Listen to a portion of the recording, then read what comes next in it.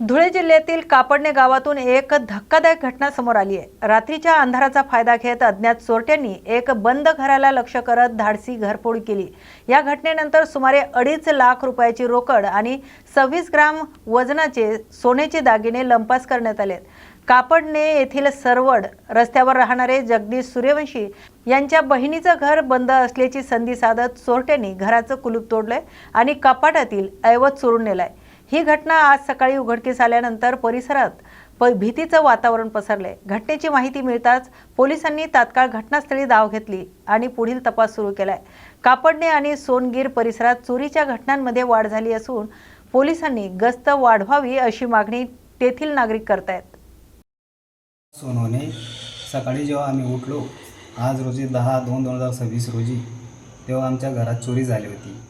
आमचे 2 घर असल्या कारणाने आईची तब्येत खराब होती म्हणून मी बाजूच्या घरात झोपलो होतो। चोरांनी संधीचा फायदा घेऊन रात्री घर फोडलं। जेव्हा सकाळी मला निदर्शनास आले की चोरी झाली तेव्हा मी तात्काळ सोनगीर पोलीस स्टेशन जवळच्या पोलीस स्थानकाला फोन केलं। त्यांनी तात्काळ हजेरी पण लावली। जेव्हा सकाळी त्यांनी आम्ही पाहणी केली तेव्हा जवळपास 26 ग्रॅम सोनं आमचं चोरीला गेलं आणि 3 लाखापर्यंत रोकड कॅश होती घरात, ती पण चोरीला गेली। पोलीस स्टेशन येथील विजू पाटील सरांनी तात्काळ श्वान पथकाला बोलावलं। श्वान पथकही आलं। त्यांनी जवळपास 50 ते 60 मीटरपर्यंत श्वान पथक गेलं। त्यानंतर त्यांनी तपास सुरू केला आणि त्यांनी सांगितलं की तुम्हाला तात्काळ काही ना काही आम्ही निर्णय देऊ व त्याचा तपास करू।